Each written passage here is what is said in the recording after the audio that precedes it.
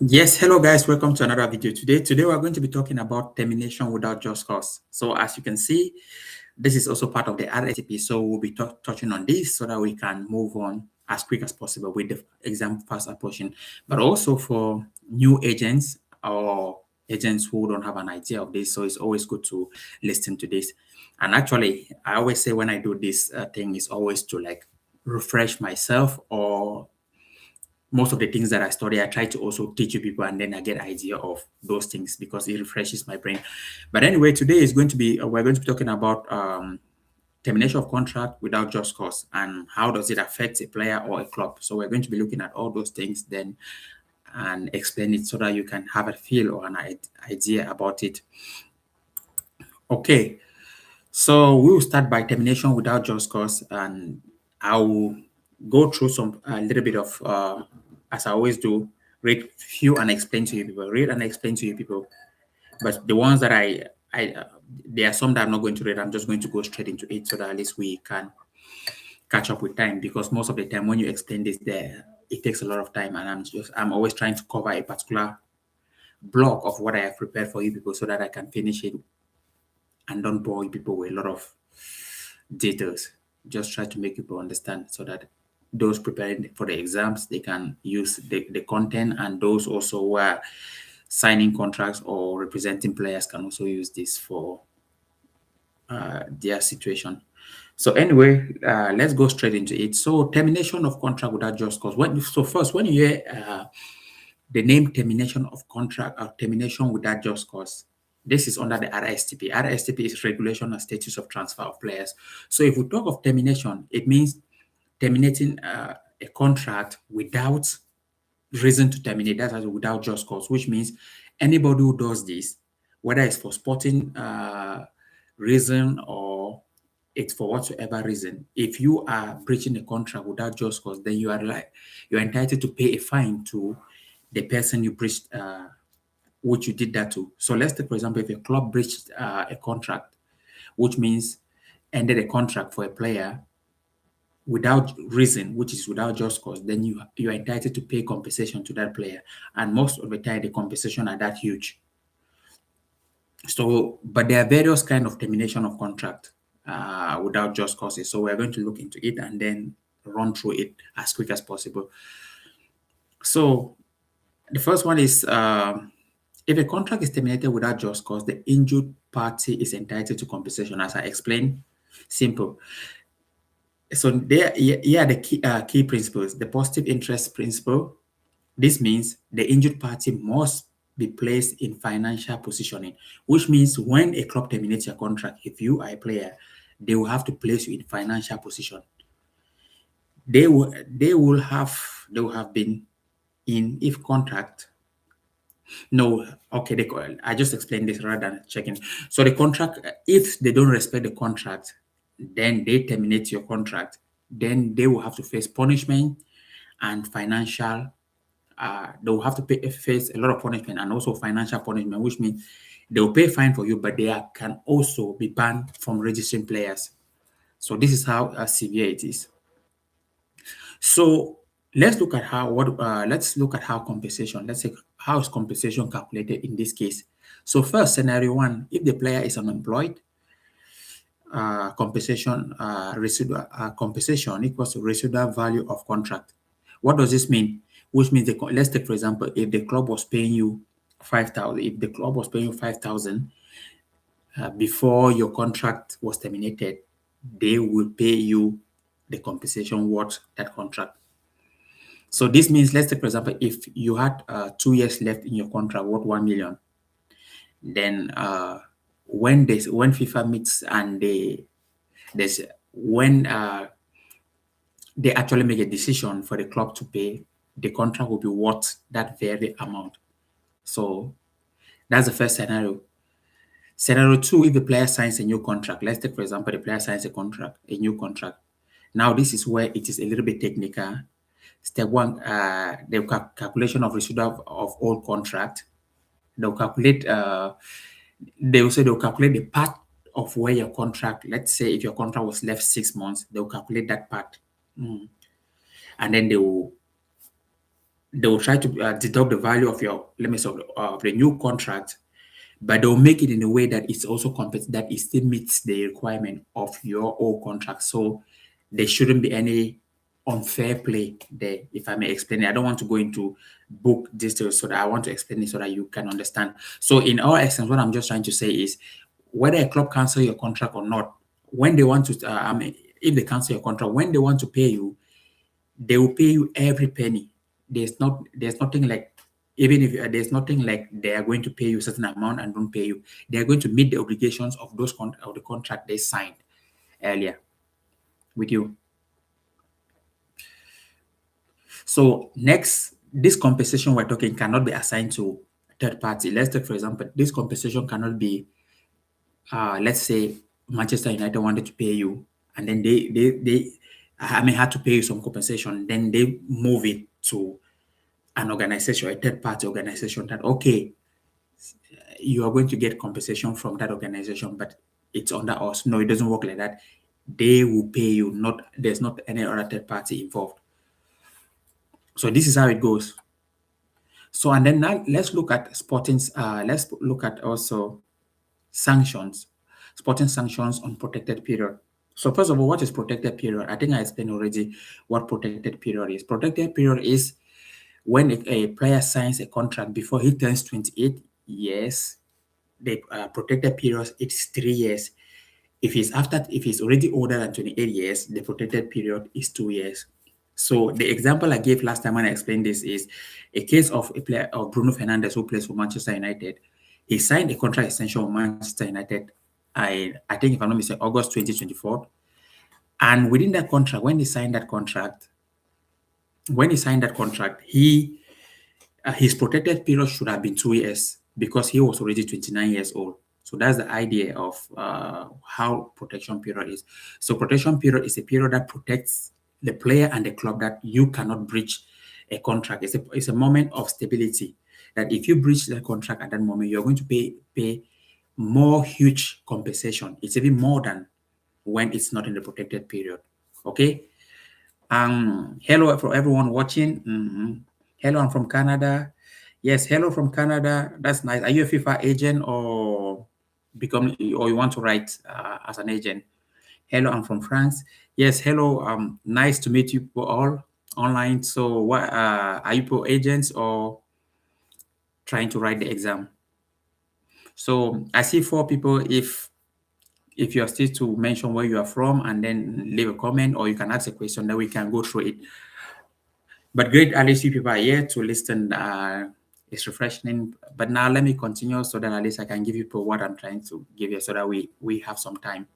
Yeah, but do not hesitate if you have any question, just to leave me the message, then I'll go and then I will explain more better.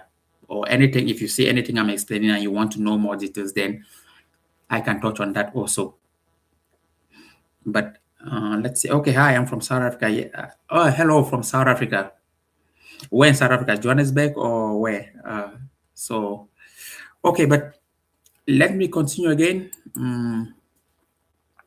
So I was talking about sporting sanction, protected period. And I explained to you what protected period is, because this is one of the things also that usually come protected period. So a player who breaches or a club who breaches the contract in the protected period face huge fines. So let's put it that way. Just understand that, and because it might come also in the exam, or you as an agent, let's say you can be also a working agent, and you have a client and you're representing, and maybe a club breaches that client's contract when he's about to turn 28, or maybe he's after 28. So this is the period called a protected period, that anyone who breaches the contract, even you, the player, or if you have a player who breaches that contract at that time, he is going to face huge compensation. He is going to pay the club with huge compensation. So those are the little bit of details you always need to know. So let's explain. So if a player breaches, what are the sanctions in this case? So if a player breaches a contract during a protected period, he gets 4 months suspension from official matches. So that's how huge it is. 6 months if aggregated circumstances. and this starts immediately after notification. So this is how it. So imagine you having a client, and because you have no idea of what protection period is, and then you breach a contract, and then your client is sanctioned 4 months. He cannot play any official game. So that is almost like a career killer, because most of the time when players start having this kind of lengthy bans, 4 months, most of the time you might come back and someone your position is already taken by another player. So those are the things that you need to look at out for your client, because in these cases, and I have seen most a lot, when your client when this kind of thing happen, most of the time, because the client relies on you on rules and regulation, most of the time he can likely leave you because he feels you are not good enough for to handle this kind of things, because he relies on you based on the law, based on everything, to try to let him know what to do. Okay, so let's move on. Timing rule, suspension timing rule. The sporting sanction is posed between seasons, but not if the player is a regular national team player and there's an international tournament. Protected period resets when a contract is renewed. So, which means if you're suspended and then it's like the break, that sporting sanction poses. So it's not like something like, let's take for example, you're suspended on the last game of the season, then during the let me say during the period of long holiday, your suspension goes. No, it pauses, and when the season comes, it renews. So those are the things that you need to also be aware of. Okay, let's look at what club sanctions. If a club breaches during protected period, now this is the case of the club. If a club breaches during protected period, they get banned from registering new players. So if you, in the case, let's come back to the case of Bruno Fernandes, which he signed a contract extension at Manchester United when he was 29 years old, which means his protected period was 2 years. So hadn't if Manchester United went and breached his contract, this was what Manchester United would have faced: banned from registering new players for 2 consecutive registration period, which means it can be the winter transfer, and I mean the January transfer with the winter, and the summer transfer with the June, July, August transfer window. So you see how difficult it can be for a club if you make certain mistakes. So what does this actually? Why this protected period? It is because at this period of your life or of a player's life, which is so it is FIFA deems it that sees it that a player has certain level of maturity, and they want to protect a contract stability between the club and the player as well. Because within this time, we always call it like a prime year, the prime years of a player. So most of the time, without this period, most players, when they are at their prime, they can likely leave, which means they can be huge contractual instability. They might likely leave to other club because they feel okay, they're at their prime. So these are the things that happen, that you cannot breach a contract during this time. Although I see it's rarely, although it happened few times, but I think now these days, because most of the agents also, they're well educated and they know these things. So it's rare for them to breach contract. And also because breaching contract, no matter how it is, you breach the contract, you're always going to pay fine. So no one wants to pay fine. That's the reality. So that's why you see there's always contract, except someone goes against the rule, like when you see the case of football players going out, when there's always like the rape case and all those kind of difficult cases that the club says that in those cases the club says that okay, the player has gone against the rule, so they are trying to protect their brand in that situation. So thereby they will have to uh, tell the player and his agent that okay, we cannot continue longer with you, because like the case of Benjamin Mendy, that's just a few examples. But most players, when you have this kind of thing, it's rarely for the club to continue with you even after the case, because a club these days is not just football they play, but it's also about branding. The brand is quite big that they try to protect it. Okay, so let's look at another case. Okay, okay, this is for females. Special protection for female players. Okay, now this is very important. Uh, so for female players, of course, those if you are handling a female player, pregnancy protection, a contract cannot be dependent on pregnancy tests, terminated because of pregnancy, terminated because of maternity leave, terminated because of adoption or family leave. If this happens, it's automatically terminated without just cause. So if a club does this to a player, then which means the club has terminated the contract without just cause, and the club will pay compensation. And compensation in this case is uh, 6 additional monthly salary for the players. I mean, for the player, not three, six, six, and the club gets 2 transfer window ban for female player registration. So, which means that's also a huge fine for the club. So I think most clubs also are aware of this, because I think most clubs have their lawyers that put them through this. And also, right during pregnancy, a pregnant player can continue playing safely, must receive full salary, can request alternative duties, is entitled to medical leave, chooses when maternity leave starts, must be reintegrated after return with immediate effect, receive full salary upon return. So these are the protection that female players get. This question, I remember, if I'm yes, why I think I had this question when I was writing it. If I'm yeah. So because I think I got a question that was saying what are the protection period? They gave me multiple choice and asking the protection period of ladies, how it goes. Okay, let's see. Okay, let me read past some of your question. I'm trying to write the exam. Okay, good. That's trying to write the exam from Johannesburg.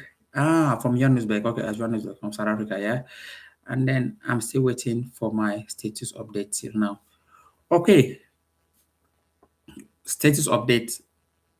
How long has it taken? How long did you register already for it? I mean, how long have you been waiting? Is it been more than a week or 2 weeks? Because in some cases, you can also try to ask them what's the situation about. You can write to FIFA and ask what's the situation. How long has it been? And also, watching from Lyon, France. Okay, that's great. So nice to have you all on board. But as I said, I think I spoke to you. I think if I remember you, what's the name? Well, you said you are still waiting for the decision on the status of your registration. So if next week tries to, if it next week comes and they don't respond to you, I think you can get a message to FIFA, or like, for example, I don't know, on the platform when you always register, you should have a section there that you can request for help. You have to try to write them. They call it, I think it's the sticker section. You have to try to write and ask them about what is the situation about, what is your situation, so that you are aware of what is happening. If it is that long, but if it's not that long, then you can wait. But in any case, if you wait a little bit for some time, then you can try to write them to ask them what's the situation. So this is how it goes.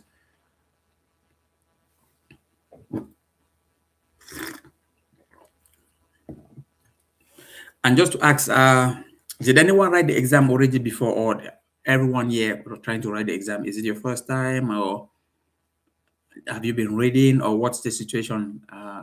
Have you been reading past questions, or have you been doing already the mock? Because I think on the platform, there's always like the mock test. And just to jump into that a little bit for those writing the exam, one thing I found about the exam is the mock test questions were totally different. Of course, you can get some of them from the exam. When I used to read, because when I used to read the mock test exam, I used to write the exam, and I used to do the mock test. Since the mock test is 60 minutes, I'll finish it in 15 to 20 minutes. I'll finish it in 15 to 20 minutes.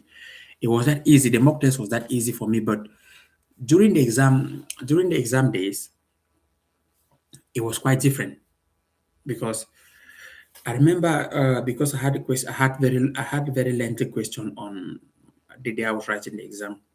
My questions were things like I remember one question I got from the exam. It was almost like uh, Adam is a player from Ghana and he's 17 years old, lives to Brazil for for studies. He's 17 years, lives to Brazil for studies, and then Adam happens to have to meet a club, meet a professional club, and is Adam entitled to sign a professional contract in Brazil? Then they gave you the answer. So those were the kind of tricky questions these are the kind of question that comes actually what I explained. I still repeat. So you can get questions. The most questions that I found that were challenging because the question that came on the exam, they were not what I see on the mock. Because in the mock, when I was preparing for the mock exam on the FIFA platform, it's always like how long, for example, excuse me, is a 2 years representative? I mean, how long is a representative agreement between a player and an agent? That is quite easy. A representative agreement with a player and an agent is maximum 2 years, and with no automatic renewal that you can renew it. Just you only renew it after both parties deem it necessary to renew. That was how it was more. That those are easy questions. Or they can ask you, or if you ask me, what is a bridge transfer? A bridge transfer is something that I can say, okay, is when the transfer happened within 16 weeks, two consecutive transfer happening within 16 weeks. What I mean by that is if a player moves from a club, moves from another club within 16 weeks, so that's a breach of transfer. So those are all easy questions that for someone reading, or if you have been studying the rules and regulations, you can quickly know. But these were not the question I faced. That was what I discovered about the FIFA agent exam. That these are not, that most of you might have this kind of questions, but a lot of common knowledge applies to the exam. So when you're writing, a lot of common knowledge applies in the exam because the thing I see happens is, okay, for example, they give you, like the question I just said, they give you Adam lives from Africa at the age of 17 to go to school in Brazil, And then while schooling in Brazil, a team contacts him that he can play professional with them. And Adam is only 17 years. So is Adam allowed to sign that contract with Brazil in Brazil? So now first, you have to first analyze that, okay, on no condition can Adam leave Africa to play, to sign a contract in Brazil. He cannot sign any professional contract. He cannot sign any professional team while he's in Brazil there. He can play with an academic team, but that also, it cannot be a professional club.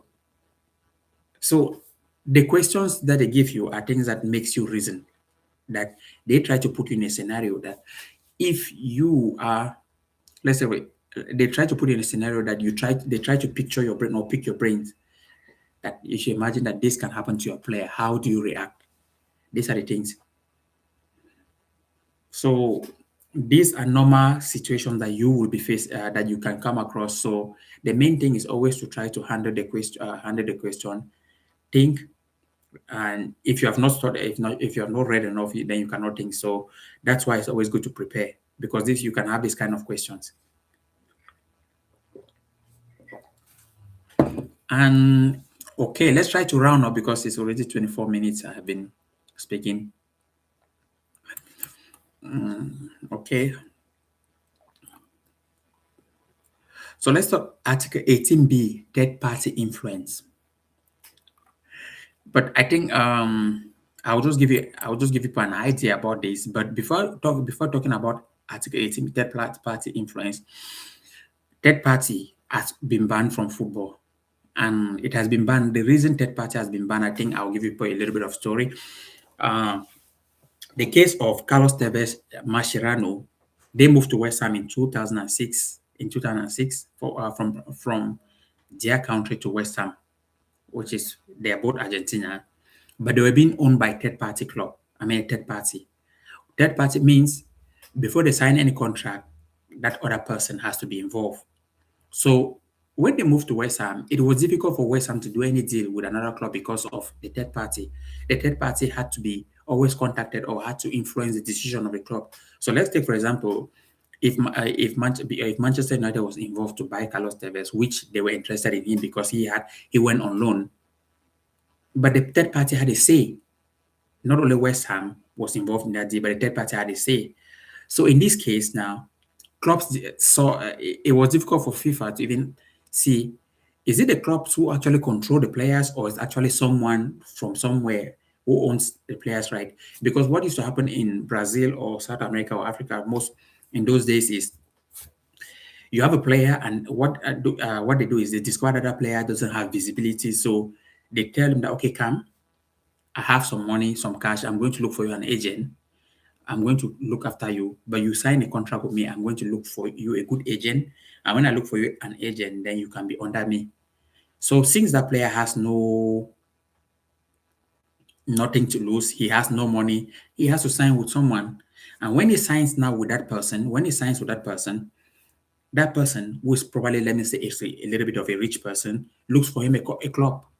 I mean, look for him an agent. Then now this agent, when this agent finds a club for him, it becomes problem now because that person, the third party, wants to have an influence on the player, and then the club also, I mean, the agent is the one doing the deal. When the agent takes, for example, like the case of Carlos Tevez, sends Carlos Tevez to West Ham, anything that happens within the deal, they always have to they always have to talk to the third party because Tevez has also a contract with the person. So this was really, really disturbing that FIFA couldn't. For the love of football, it wasn't going that well. That FIFA had to step in and say, "Hey, no more third party in football. If a player signs any contract with you, that is between you and that player. If the player, no matter, as soon as the player signs with any club, there's nothing involved like third party. So there's no more third. That's why FIFA decided to jump in and ban what we call third party. So just by explaining that, probably yes. Do I even need to even explain a little bit? I don't need to explain too much about third party because those were the main things about third party. So let's look at what the influence it had on football. Third party, okay, Article 18 is third party influence. No club can allow a third party to influence, as I said, transfer, employment decision, term, performance, and independence in mandatory. It's just what I was just telling you. I'm just trying to check the notes I made. So Article 18 there, third party ownership. No third party can own part of a future of a transfer value, receive economic rights of a player. Third party ownership has been banned since 1st May 2015. A violation is equal to disciplinary sanction. So it's just a little bit of what I was just explaining, that there is no longer third party involved in football. It has been banned due to the fact that if you have third parties in football, then it becomes a problem even for the clubs who have the player to handle that. So it doesn't exist anymore. Okay, so these are also things that if they come in the exam, you can also use it as an agent, because one thing, knowing the rules and regulation is a massive thing in this industry. I'll give you people, before we continue, I'll give an example. I went to Norway to interview the CEO of a football club called Valeranga Football Club. That's a big football club in Norway. They play in the elite level, at the elite level. Yeah. So when I arrived there, of course, you sit on the table, you go through the normal process, you prepare your notes, and you are trying to be in the zone, that at least because this is a CEO, he's selling players worth millions of euros and everything. So you have to, for him to give you your time, that you have an hour interview with him, he must have looked at your background of work and discovered that, okay, this person is worth my time. So you also have to make your own homework. Let's say study the person's, try to learn the person's background, how did the person become a CEO? Because those were the things when you are going to talk to someone, you try to do research of how did he become a CEO, where did he work lastly, You do all this basic research, and one that just popped up, we sat on the table, and during the interview process, the first question he goes, you said you're an agent. I said, yeah, I'm an agent. And he goes, so what if I have to sign a player from Brazil that is 18 years, and I have to loan him back to Brazil? And I go, well, if he's 18 years, then there's no point to loan him back because he's already more than that. He said, okay. So we have a conversation and we're talking and everything like that, and trying to test me. I don't know what he's trying to test me, if my agent, if I really know what I'm doing as an agent, or all those kind of stuffs. But the idea here is, from time to time, he can throw a question that is an agent question on you to see how you handle that. But also he's trying to learn, because if you don't give him the right stuff, for sure he's going to speak to other agents, and if it's wrong, then probably when you speak to him another time, that you want to come and see him, you won't have the chance. Because but due to how we collaborated, and I'm writing a book just for that I'll be a book based on interviewing a lot of CEOs in Europe, because I went to Denmark, Norway, I've been speaking to some online, Sweden, and most of the Scandinavian countries. So with time, it's more of me building, because with time the aim will be like getting used to a lot of the CEOs in Europe, and then going to like England gradually, those kind of stuffs. But the idea I'm just saying is, when you know the rules and regulation, it helps you a lot. It helps you a lot, because when you sit in the room with those CEOs and you speak, they actually want to listen because they know what you're saying. And me knowing those rules and regulation, it's not just because every day, because I'm on LinkedIn also, of course, trying to post on LinkedIn, I'm on Instagram. But the main place I learn also those things is just by going through what I've learned before, coming to speak, just I'm speaking it. Because the more I explain this thing to you people, the more also it stays on my head. It stays in my head, and the more it's easy for me to have a conversation with the CEO, or have a conversation with the sporting director, and tell him that, hey, I heard you said this player is this. You have to be careful. Uh, if anything happens within this age group as a protected period, know that your club is in problem, is in the dark for this. So these one or two tips, it makes also sporting director try to lean to your side to have a conversation with you and say, hey, what do you think about this? So when you have, we call this value in network, we call it value. When you provide value, at one point in time, you're going to have this group of networks around you that they actually try to go to you and ask for questions, because they believe in your capabilities or your abilities to be able to handle those situations. So, in a nutshell, what I'm just trying to say is, always, even if you have a license or you don't have a license, but of course, it's nice to have a license, but get to know the regulations. It will help you when you start doing deals, because things that you apply those things naturally. Like, for example, if when I'm speaking with sporting directors, the rules, most of the things about the deal, the bonuses, how they act, how the compensation, what and what to do. I know all those things because from time to time I go through the book. Okay. So let's jump into it and round up. Let's jump into it and round up about this, so that at least we're on Article 18, third party ownership. So what I said was, no third party can own part of the future of a transfer value, which means that doesn't exist anymore. If a transfer happens, there's no third party involved to get any compensation. Receive economic rights of a player, you cannot receive that. Third party has been banned since, as I said, 1st of May 2015. So anything happening like that, then your other serious financial consequences. Okay, that's it for today. We end with the third party situation. We end with the third party situation, and let's see tomorrow what we will come up with. And most of you guys, if you read this message, try to leave, if you're still online, you can leave a message on what you want us to also touch on more and more. That's always great for me to have your idea. But what I was doing is I just try to look at the RSTP and try to go through it, because I know, and try to go through it and rehearse it with you people, with most of the people who come who are listening. I try to do the RSTP. I'm going to do the uh, football agent the FIFA agent regulation, the regulation. So these are most of the two parts I'm going to look at. Then before the exam starts, I mean, or before I start teaching people how to the structural approach, how to approach the exam, what to do.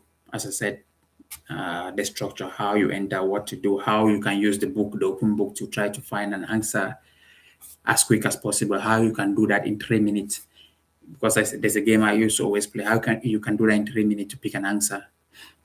Because you have just 1 hour in a whole year for this exam. So it's something that I always say, try to prepare. Because if you have 60 minutes to write 20 questions, I mean, to answer 20 questions, each question should be 3 minutes. And in those 3 minutes, you should be able to do things fast, because once that 1 hour finishes, if you pass, you're lucky, very good. If you don't pass, you wait for another year again. That's how hard it is. So the exam is just prepared and written once this time. So try to prepare now, because you're going to benefit or reap the reward of it.